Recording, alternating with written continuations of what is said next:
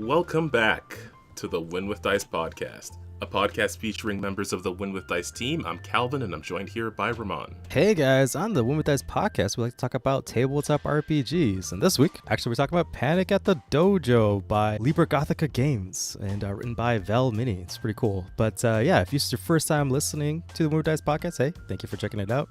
And if it's your first time hearing about tabletop RPGs or, hey, I don't know, Panic at the Dojo, this is a cool game. Yeah, you should go ahead and find yourself a table and a group of friends and go play it. As well as if you are a player at someone's table, hey, maybe you should push your GM to play this game. And if not, maybe you should run the game for your table because this game is really cool and you punch people in the face. And I love doing that, apparently. Indeed. As Ramon mentioned, we are taking a look at Panic at the Dojo this week. We're going to be talking about the game, maybe making a character, recapping a one-shot session, and yeah, just getting on into it. But before we do all that, we have to get to the most important part of the show, the Win with Dice Weekly GM Tip of the Week. Yes, the Win with Dice Weekly GM Tip of the Week, brought to you by me, Ramon, the puncher of faces. Only not in real life. I'm not a violent person. Only in games with dice and buttons. Anyway, tip of the week for this week is to not rely on the dice to get your players to wherever you need them to go. The dice is really fun at adding, obviously, like stakes and a little bit of surprise, right? You don't know if they're going to fail or pass or how good or success, whatever, right? It's the drama, right? That's why we roll the bones, for the drama. Yeah. But it's not always useful to actually get your players through the story, because if your players are having a bad night and they're not rolling, above a 10 or whatever, if you're rolling a D20 game or whatever you need to succeed, that would actually stall out the whole game. Because, if you're relying on them to roll a certain number to unlock the special key you need, like they present you with the number so they can you can proceed on with the story, that's not going to work sometimes. And when it doesn't, it kind of sucks for everybody involved, because then the GM's like, I don't know what to do, and the players are like, I don't know what to do, I rolled a dice and it was bad. What do I do with this bad dice? Right? So you have to kind of build in your scenario with a way for your players to pull forward. Either an NPC comes in and helps them out, or the roll is really bad, but actually you can give them a little bit more information for them to try again, or maybe just not even reveal the whole mystery or whatever you're trying to get to, but kind of allude to. So as players, the players would be like, oh, I see what you're trying to do, and kind of get themselves where they're supposed to go. I'm always a big proponent of failing forward no matter what. So even on bad rolls, you still get to get a little bit out of it, but you're gonna have to pay for it some way, right? Yeah, there is a cost to your resources, whether what those may be in game, or even just time as a resource, which I think is an underrated thing to consider in RPGs sometimes. Yeah, no, you want to keep the story moving forward, especially in a mystery or something like that. You don't want your mystery to be drawn to a complete halt just because no one rolled a high enough number. But maybe it takes them more time to figure things out. Maybe elements are going on in the background that they can't prevent or avoid because they have to spend so much time, or they're just not in a situation where they need to be. But the plot is able to move forward. You don't just grind the entire game to a halt because someone rolled an 8, Yeah, exactly. And, you could use that. Again, I think an NPC would be really good, because, you just have them bumble into the answer, so your players feel like, oh, wait, you're this dude knocks over something and reveals whatever it is, the evidence that you're looking for in the first place. And you can interact with the NPC that way, and, it can be kind of fun. But yeah, don't let the dice stall out your fun. The dice are there to provide drama, but they're not there to dictate the game, right? They're there to assist you in storytelling, and your table and all your players for storytelling. The dice don't make the game. the people do. Yeah, the dice do like to be dramatic, but you do have to drive the ship at certain points. Exactly. So yeah, there you go, folks. There's your tip of the week. Don't let the dice control your game. You're in control of your game. And yeah, go out there and have some fun. Indeed. All right, let's hop into the game that we are talking about today, Panic at the Dojo, which is a game inspired by, it feels like it's inspired by fighting games, it's inspired by Saturday morning cartoons, it's inspired by martial arts movies. There's a lot of stuff going into this game. Ramon, how would you describe Panic at the Dojo? It is, I don't know, Calvin, you did a pretty good job, but yeah, it is pretty fun. If you're just looking for a game to call out attack names and beat people up like I always love to do. This is it. And it's like cool in a way that I guess I haven't really experienced with. We'll get into it, but it has a really cool way of like resolving actions and like building up resources and kind of just like, I guess, the flow of the whole gameplay. It's really interesting, and it's an interesting even playing field as a GM versus a bunch of players, which is super unique. Yeah, I think during play it had come up that we could very much pit the player characters against each other as much as we could pit them against NPCs, and there would still be like possible combat there. Yes, yeah, it was like the game is balanced on both sides between the players and the antagonists. So, and losing doesn't mean, because like, you could always try again, or it means that during the fight, like you have to the last stand, the final blow, you're gonna pull out something out of your ass to make it happen, and figure out what's gonna cost you. Yeah, that or you have to put some more quarters in. Yeah. Yeah, I did enjoy the short game that we played. It did take a bit of time to get into, just to figure things out, but once we started actually playing and I could actually understand, this is how these things are going to interact with each other in play, I think I had like a better understanding of the game. This is very much, well, I don't know, maybe it was just me, but this is very much a play it to understand it kind of game, as opposed to a read it to understand it kind of game. For sure. I think the first couple of rounds in the actual gameplay would be the hardest part. And then afterwards, you're going to get the moment. And then you're like, and then you settle into this cool back and forth flow of like stance switches and like building up resources and like switching to different stances to counter other stances that other people are doing. Once the aha moment happened, you're like, I get what to do in situations, or like, you get where the fun of the game is. Yeah, exactly. It's pretty much just that. Yeah, I think people should. We will have the links and everything below, so people can go check out the game on its itch.io page, where you can go get a digital copy of it. And you can also get a print copy on TTRPG, so I'll include a link to that as well. But let's start getting into the basics. Let's kind of just talk about the rules, just a little bit. Kind of tell people the idea of like how the rules work. So, in like a shorthand, the game is built off of dice rolls. I mean, we're playing a TTRPG, but specifically, it's rolling pools of dice and getting numbered. The number results of each individual dice creates like a number pool that you can pull from, and then your abilities have numbers associated with it. It could be like 1 or higher, or like 1, 2, 3, or like to get specific stuff out of it. So like an action with like a number 2 on it could do some damage and give you like a speed token, and like a token are additional resource where you can spend to do stuff. So like there's speed, power, and iron, which are their basic tokens. Speed is for movement. You could always cash in a die for speed, so that's how you actually move on the grid. Power is that you can spend it to do extra damage and push people back, and then iron is the way you can absorb damage and not be pushed back. And lots of abilities in the game give you these tokens for free. You can turn them in. Some abilities ask you to turn in specific tokens to get abilities. So it comes this cool gameplay where it's your turn and you roll your dice pool, and then you see what you have, and then you see what actions are available, and then you just kind of like plug in those numbers and kind of evolve your strategy for the turn. There isn't any 2-hit rolls. All hits land. It's just whether or not there's something on the enemy side or the antagonist side where they're trying to defend themselves with either iron tokens or like some other way for them to absorb damage or heal or whatever they're doing. Yeah, just a battle between those two, like those resources between each character. Yeah, and the way that you do get those tokens is by combining a form and a style and into a stance. And every player character has 3 stances. So in total, you have 6 parts that you're working with, really. Pretty much, yeah. So these are based on your character's archetype. Yeah, I guess we can get into those. I do want to talk about how the dice pool works, though, before we get into full details, because I think this was the most interesting part of the game to me. Pretty much how you are able to act on your turn is based on the dice that you roll. So as Ramon mentioned, each character's stance, it's made up of a form and a style. These are different elements that you can combine together to create your character's abilities. You basically are creating your abilities from the ground up. You're giving them these unique names, and they will have their own different mechanics. that you can combine together to expand them in different ways. Each form will have a set of dice that you roll with it specifically.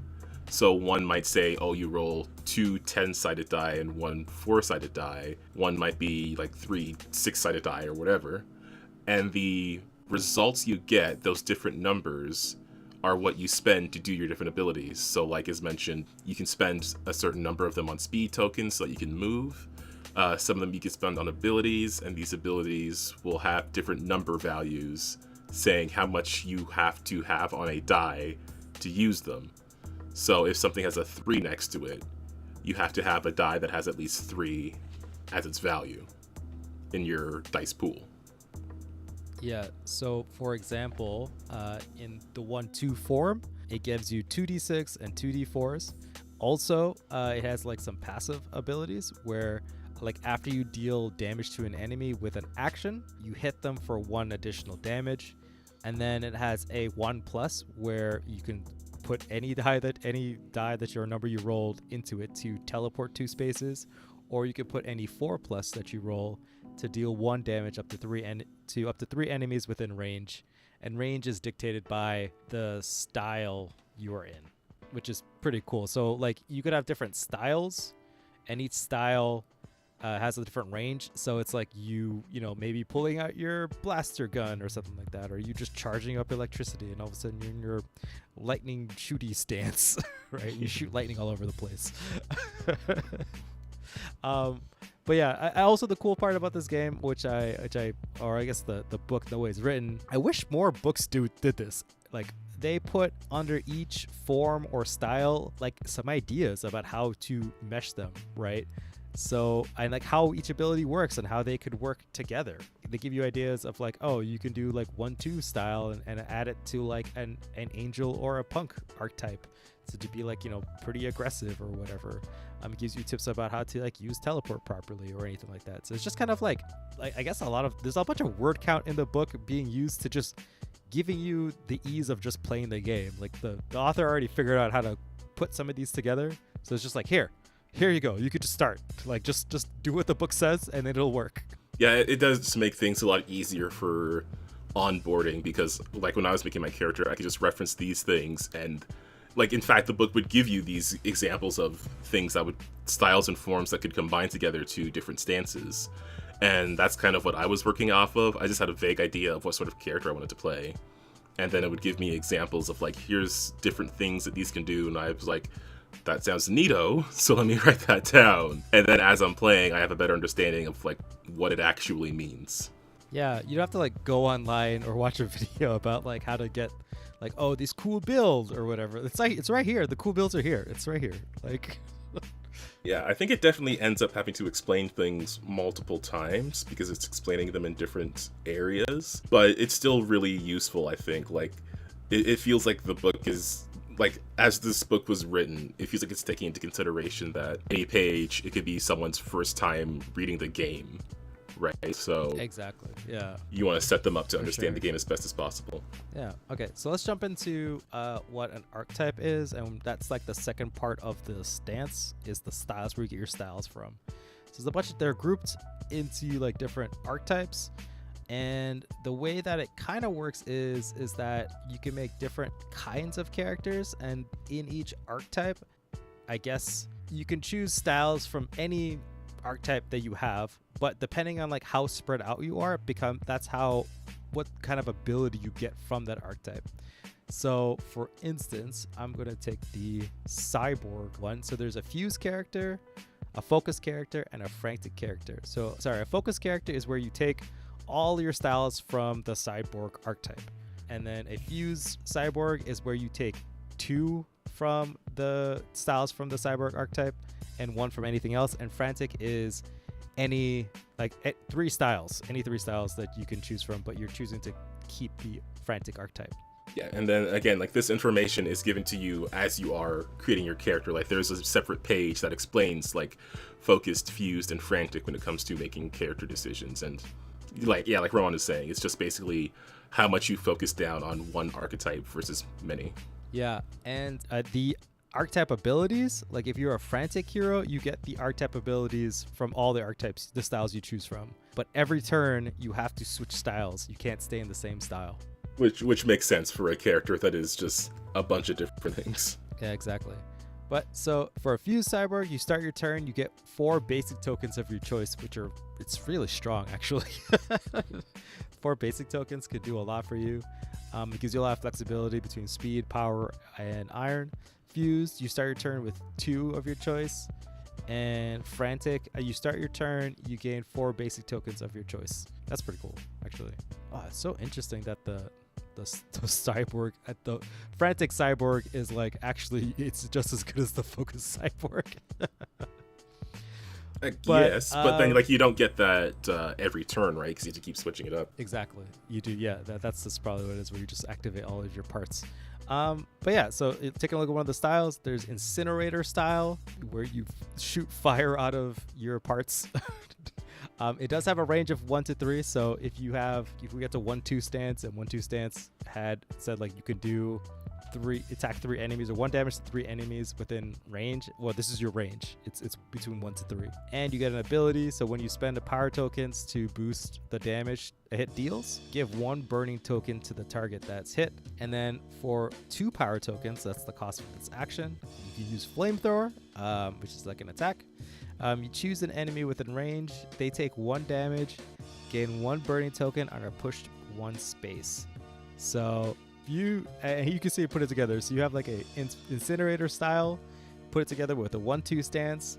You're doing 1 damage, you get a bunch of tokens because you're focused, so you get a bunch of power tokens.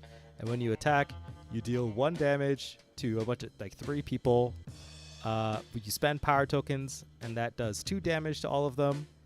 And then because you spent power tokens, you get a burning token on somebody, and burning tokens do what burning does in any game. It deals a damage to at the end of someone's turn, if they have one. And that's how you make a style or a stance. And you do that 2 more times, and then you have a character and you do cool things. Yeah, let's just keep going with this cyborg character and then do something with that, and then maybe we can talk about our own playthrough. Because then as we talk about it, we can explain like each step. Okay, so we have 1-2 form and the Inferno stance from the Cyborg. Also, the cool thing about the book, they give you like alternate names for forms. So you could have like Chaos or Drill or Hound, or make up your own. So you could have like Sky Incinerator form. That's my stance. This is my Sky Incinerator stance. Okay, what kind of character are we playing? Are we doing like a Fuse character? The focus character? I think a focus character might be easier to explain just for the first time. All right then. Okay, so then maybe the next one, I don't know, let's stick it on the sky theme and do rocket style. So let's choose a style.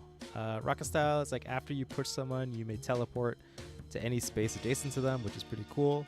And you can spend 2 speed tokens for rocket tackle, where you push an adjacent enemy or an ally 2 spaces. So you kind of just grab them and you use your rocket boots to push them. So what style are we going to, or which form are you going to put this rocket style to?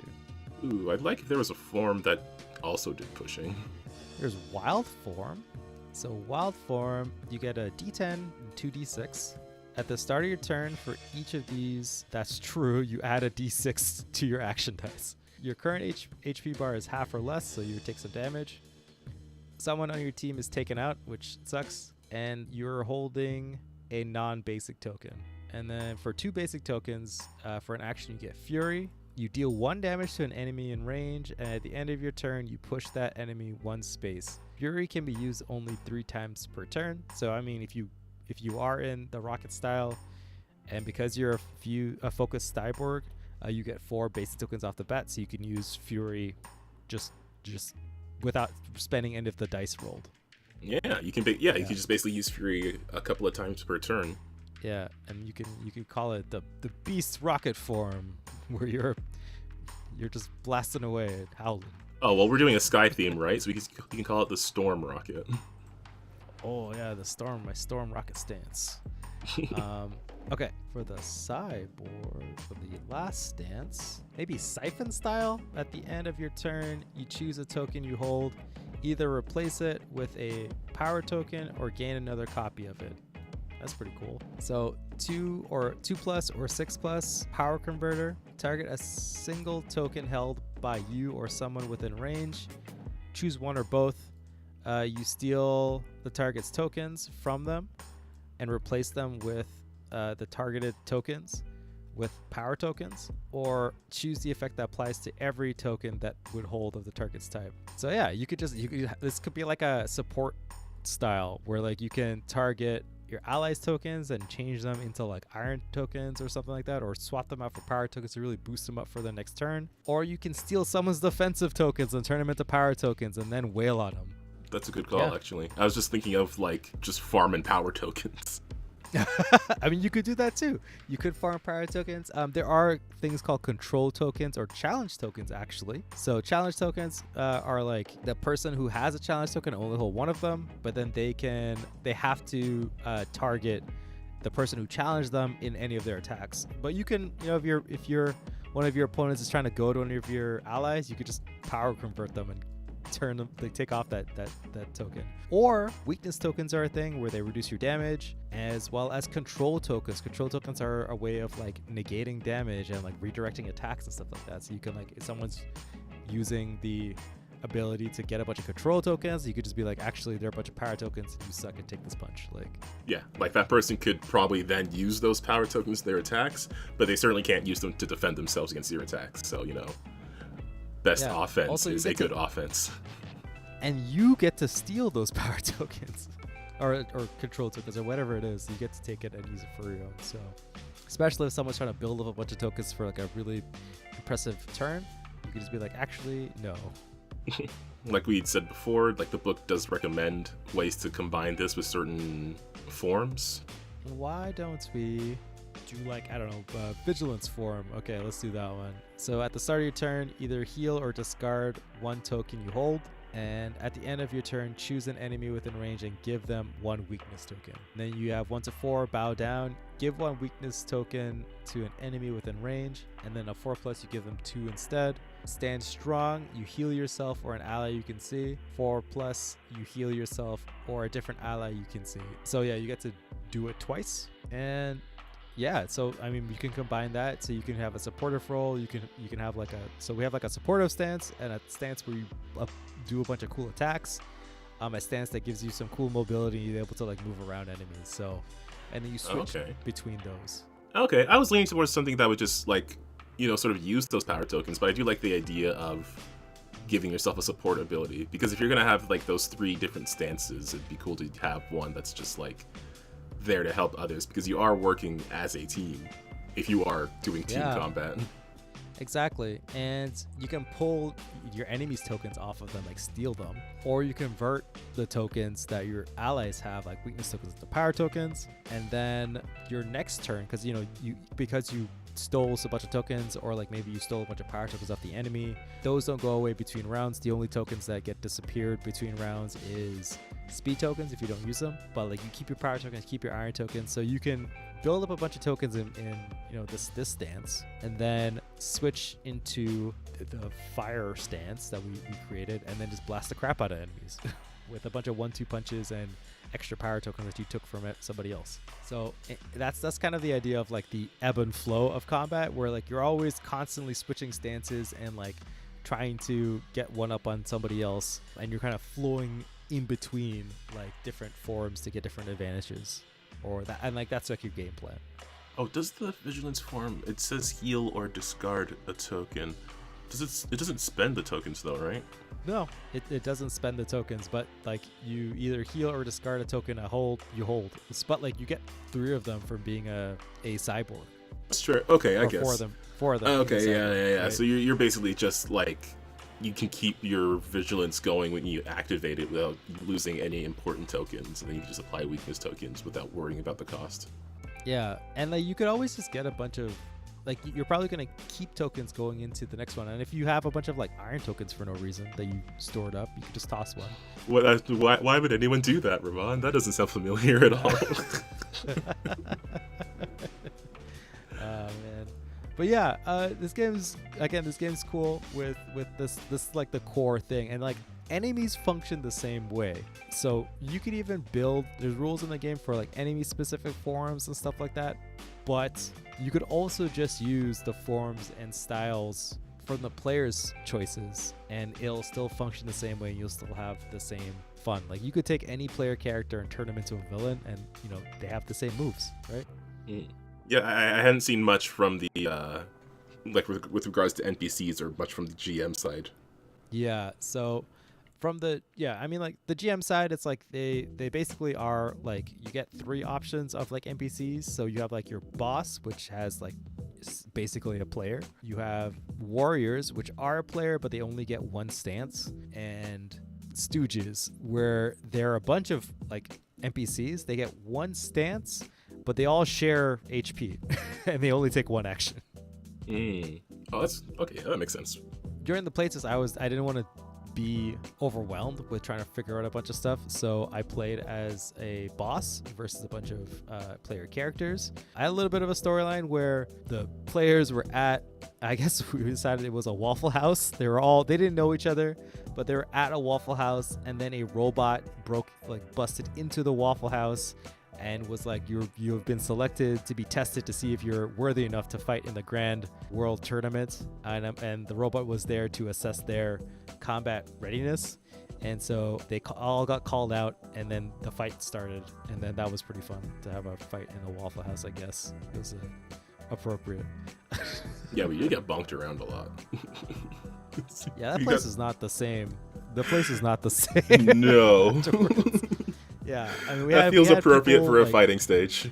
Exactly. People were thrown into the kitchen and stuff. It was crazy. Someone started a fire. Yeah, I know someone started a fire. Lots of fire. And the book also comes with pre-built bosses, with pre-built archetypes, and it's really fun and easy to just pick up and play. Like that's the biggest deal. It's like you could just pick up and be like, okay, I want to run a game tonight. It's Friday, and you're like, okay, I don't really know what to do. We're all hanging out. Let's run this game. You get a bunch of dice. You have them already, and then you just pick a character and roll up. Yeah.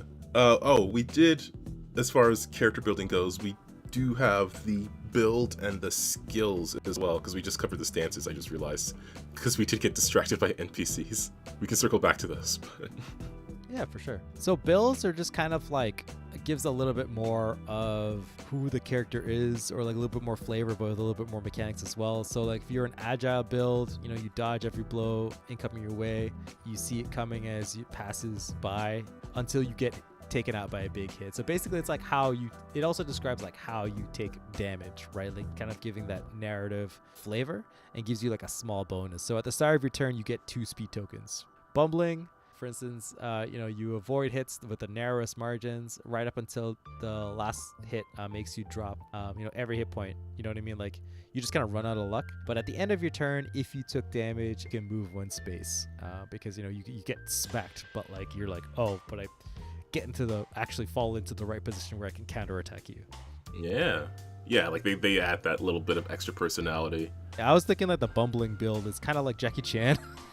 Chan movie where he's like getting his ass kicked, but he just like gets hit right where he needs to be to pick up the chair to like do the thing to like catch the guy and like put him in the chair and then kick him away. Like that's what I think bumbling is basically the Jackie Chan build. Yeah, I know the Jackie Chan, the animated show, is a big inspiration for this game as well. Yeah, I'm pretty sure it's specifically mentioned on the itch.io page. I was thinking the overpowering build could work for this character, just because it's an addition to the power token farm. So you deflect, blast, punch, or otherwise actively stop everything coming your way. Your strength is unparalleled, but you can't take that hit that gets through. And with the mechanics, at the start of your turn, you gain 1 power token, which we can add onto the siphon to just keep chugging along in that power token farm. Yeah, for sure. So you can keep vigilance running. Exactly, right? You like vigilance into infernal stance to really lay out some stuff, and then back into the other one if you want like the wild stance to grapple people and toss them around and like reorientate yourself. Yeah, that's it's like a little cool little flavor part. It's your build. And speaking of flavor, you also have skills. And skills are something that apply between each form that you add onto your stances. And these are more to do with like the narrative situations between the fights. When you come up on different situations or troubles, as they're referred to in the game, you can apply one of your narrative skills. For example, under 1-2 form, you get the narrative skill of Think Fast, where you can come up with plans and act on them in an instant. You never lose in games of skill, and you can fast talk anyone into seeing things your way. And depending on the situation you're in, if you can figure out a way to apply that skill, then you would succeed at that situation. Otherwise, you would fail at that situation. But the way the narrative is described here is more like failing forward with a lot of difficulty. Just a very slow, difficult walk forwards as opposed to a complete standstill. Similar to what we were talking about with that tip of the week. Yeah, exactly. I like it because there's also no rolls. Like, just toss it out of here. Like, if you're a big bulky dude, like, we know you can lift stuff. Come on. Yeah, we were just talking about this before this recording session for certain reasons, secret reasons that you'll perhaps find out in the future. I know, right? It's always so funny where like a character who's just really good at something, like you roll a 1 on like a check, and then you're like, oh, actually, in this one instance where normally you're able to lift up a fucking elephant, you can't open a door. Ha ha ha. Like, I don't know, man. Like, that to me is like, it's just, I don't like, unless there's like a reason behind it or like narratively, it's just kind of like the person's gonna try again. Like, it's just how it is. And you just kind of wasted actual real life seconds. To be fair, that is a flaw of D20 based games, because every die result has a 5% chance of happening. So you have as much chance of being bad at something as good as, well, not literally as much, but as I stole from Alex, there's a 1 on every die, and it has as much possibility as coming up as anything else. I guess different die systems will, obviously work differently. Like with Avatar, we were talking about it just now, using a 2d6 system where 7 is a pass, you're much more likely to pass whenever you're trying to do something. And I think that I guess just kind of in general, the idea is to not let the obvious thing stop the players. Like, it's not like the person can't open the door. They do open the door, but maybe too well, and then the door is broken. Mm-hmm. Right? It's something that they didn't want to do, right? It's something that they unintended to do, but they didn't fail at it, because realistically, like, if some dude is built like a brick shit house and they're gonna open up a door, it's either they're definitely gonna do it, but it's like, is that door gonna be still a door and not just like a table afterwards? You know what I mean? Like, which could be good, could be bad, depending on their situation. Maybe they need a new table. Exactly. Yeah. Maybe. You know what I mean? Like, or just, they break it so hard that everybody else in that room just knows, like, they're just mad now. Get that guy, they're stealing our table. But yeah, no, that's basically the game. Like, so when you actually get into play, you combine your styles and your form into a stance. So as we had described before, like, you make your roll with your dice pool. Your dice pool is based on your form.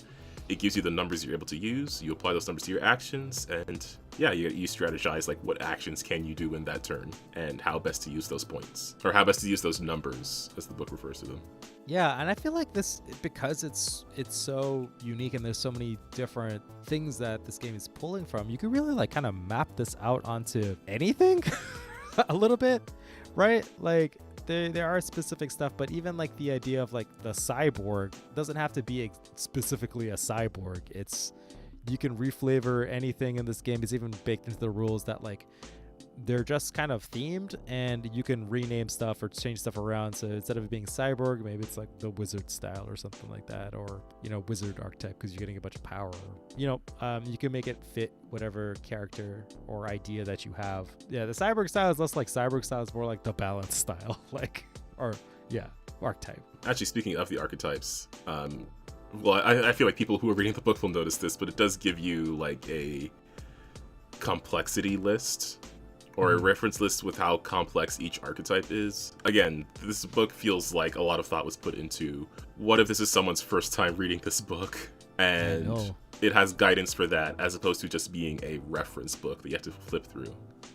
Which either can be good, but I like that this was made for a certain flow, as opposed to bouncing around. Yeah, exactly. It made it a lot easier to kind of pick up and play. When we did a little playtest of the book, it was fun. I mean, I think for I guess context, I use Zero Troubles as the cyborg enemy. And Zero Troubles, they have the rockets. I guess we just talked about it. I basically just made Zero Troubles again. I did. They had a burning gold stance, which is I think the incinerator stance plus the 1-2 stance, the machine tornado stance, where it's kind of like a defensive stance, and like you build up tokens, you're able to like store tokens going into the next round, and the rocket dance stance, where you're able to like grab people and like shove them around and stuff like that while boosting all over the place. And yeah, it was really fun to play, really easy. Okay, so we should probably also talk about how the HP bars and stuff work. So, yes. Yeah. So there's different like weights of a fight in the game, and like each weight of the fight gives like the amount of like HP each person has. So like it's variable. Like so, really intense heavyweight fights, like end of the world kind of stuff, gives you lots of HP, lots of chances for people to do cool, complicated stuff. But if it's a featherweight fight, things are gonna be really over. Like a really quick scene in like a movie where it's kind of like a couple of kicks and punches and it's over because it's a bunch of goons. Then that's a featherweight fight. It really just based on the stakes.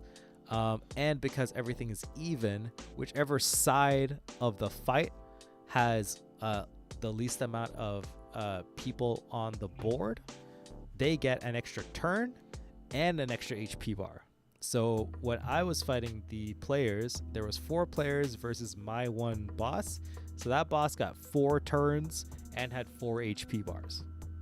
Yeah, and you can also apply in certain cinematic weights. You can also apply like bonuses and penalties to certain sides beyond just the HP values.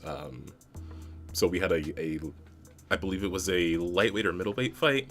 So I think it might have been a middleweight. So we could either have like a bonus of 2 HP, or give up that bonus to give a single hero a like specific bonus or a specific penalty to an enemy. And then those had a range of different effects, like you can add armor, or you can have a penalty where you start off exhausted and gain weakness tokens, more specific things like that. Yeah, and also the way that you heal in this game is based on the weight of the fight. So it also has like an HP value and a heal value. So if something says heal somebody, it heals whatever that value is. Yeah, similar to like where some stuff might say range. It's basically what you install into it. Yeah, and it's cool because they have like a little bit of, again, it's like the fights. And like during cutscenes, if you do the narrative stuff, those can give bonuses as well to like the following fight, or set people up for starting the fight off with some advantage or any disadvantages. Okay, do we want to cover then just our game that we played? Sure, I guess, yeah. We can talk about it a little bit. I mean, we could just cover it pretty briefly because we could just talk about the characters that were made for it, maybe. Yeah, tell us about your character, because my character was straight out of the book. I think you made one from scratch, right? Yeah, because again, this was my first time reading the book, but I knew I just wanted to make like a big guy who could protect allies. So that's kind of what I was aiming for. So I just chose like a focused character. I focused on the cavalry archetype because that sounded like what I was going for. And then again, like each archetype has its own styles, and the styles under where they're written, they show you different forms that can work well with that character or work well with that style and what sort of character it creates. So I just basically used that as my guidance. So I chose the heroic style and mixed it with iron form, the jumping style with the vigilance form, and the rallying style with the control form. I don't know if these are all like the best possible combinations, but they came, it was described how they would work, and then that's largely why I chose them. I did end up like at first just building up a bunch of iron tokens as a resource, using that to sort of like cover myself and allies, because I could build up a whole bunch of iron tokens with the heroic iron stance and then just pass those around.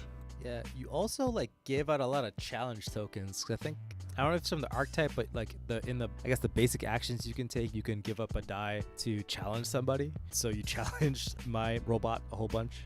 Yeah, under the iron form, I could challenge an enemy or place a trap or just pull an enemy to space. Like there was different things I could do under that form. So yeah, one of them was challenging an enemy, and I feel like I did that a lot. I think maybe if I was playing this again, I'd probably do things in different orders, especially like building up my iron tokens and then challenging enemies, because I kind of burned through them pretty quickly. I think I started off pretty strong, but then lost track of things towards the end. Yeah, for sure. But yeah, challenging the enemy, like they have to attack you, or any area effect stuff they do has to include you. So if you want to pull an enemy off of a certain ally, that's how you would be able to do it. Yeah, and like it was interesting because like I ran into a situation where I was like, you guys had so much iron tokens, I wasn't doing any damage or threatening anybody, right? And like you specifically had a bunch of them as well. So then it was like, if I can't use any like single target stuff, I had to switch to like the blasty fire one and gave out a bunch of fire tokens, and it was able to target a bunch of people. So I had to like switch tactics. So like basically like the stances give you like they're like your tactics for like the round, right? So I start every turn, you can choose to switch a stance and go into a stance. So I had to adjust, right? The cool thing about this game is that like it's this back and forth, and you have to kind of adjust to the situation at hand, and that's where like I think a lot of the cool fighting game stuff gets from. It's the game plan that you're working on and you're using it, and all of a sudden like it meets up with the other player's game plan, and you're like, okay, wait, either have the advantage here or disadvantage here, but they're going to switch styles, and then on their turn they switch the styles, so on your turn you're going to switch the styles. And I just like the fact that the enemies, even though there's one of them, they weren't outnumbered technically, because they have the action economy. Like they were even in the action economy with players. Also, we didn't get to this, but if any person on a side gets knocked out, they get to give a die to whoever's turn it is. Like they just get to give a die to the remaining. So if like an ally from the players got knocked out, they're able to give a die to them on their turn to roll. So it's kind of like you're still contributing to the fight.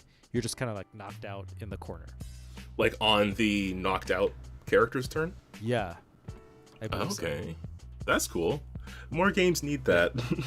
I keep saying. Yeah, more games need stuff that again I like Panic. It's a really cool game. It is heavily inspiring versus the Versus project I'm working on right now. So yeah, like I like it a lot, and it like opened up my mind to ideas that I was like, oh, that's a good idea.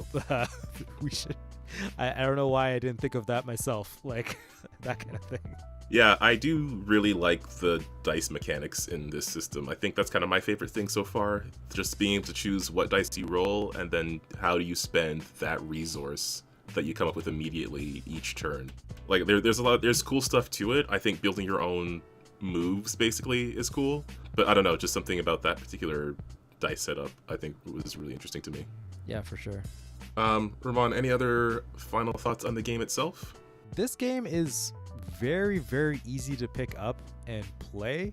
So if you have like a night and you're like, I don't really have an idea for like the campaign, or like, oh, I'm kind of in like a dry spell as a GM, and you don't want to run the next session of your long running fantasy campaign, just pick up this game and just tell your players like, hey, we're gonna do this, and it's gonna be like a couple hours of fun, and everyone's gonna have like a good time, because it's so Saturday morning cartoony and chill and fun, but also interesting. Like you can do a lot with it, and it's very easy to pick up and play. There isn't even like a character sheet you have to fill out. You just have the things that's there, and then you make the choice, you write them down, and you're good to go. I do kind of wish it had some sort of character sheet, but I feel like the way it lays everything out, the way it describes how to do things, the way it has suggestions of what to do under each like style and everything, and you know, the way it describes rules under each form, I feel like the book is really well laid out if you want to make notes from it as well. But I don't know, I do wish there was some sort of like just something, some suggestions on how best to lay out these things. Because I ended up doing just like writing stuff in a text document and highlighting things with the appropriate colors, because the book is very color coded. Yeah, I wouldn't have minded some form of character sheet. I don't know what it could have ended up being with how the actions work in this game. But yeah, no, the book in itself does provide all the useful information in a better layout than I feel like a lot do.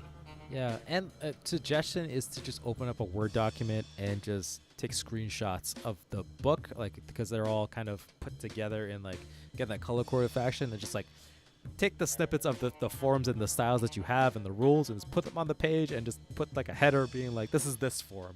And then every time you could just switch to it. And like, I'm sure if I'm not sure if this is in like a VTT somewhere. I don't think it's on Roll20. I checked, I didn't see anything. If it's on Foundry, maybe that's a cool thing. And I feel like on Foundry would be a lot easier to run this game, where you just kind of check off the boxes, or like you have like 2 drop-down menus where you click it and then it just adds the information onto your page, and then you're good to go. Oh yeah, I bet, like, I don't know if that it exists, but I think this could really translate well onto Foundry. Oh, for sure. And again, like one of those, like, it's because, tabletop RPGs are like this weird mix of like board game and theater. Like, so this is definitely has like a pretty chill board gamey vibe, but it still lets you guys have the fantasy of like playing Ryu and Ken being a bison if you want to. Yeah, man. So again, the itch.io page will be linked below. I believe you can get a print copy off of Drive-Thru. So if that is the case, that will also be linked below as well. Go check out this game. I don't really have much else to say. I don't know. It was a really fun game. It has some really interesting mechanics. I think if you just want a game to play, it'll be really fun.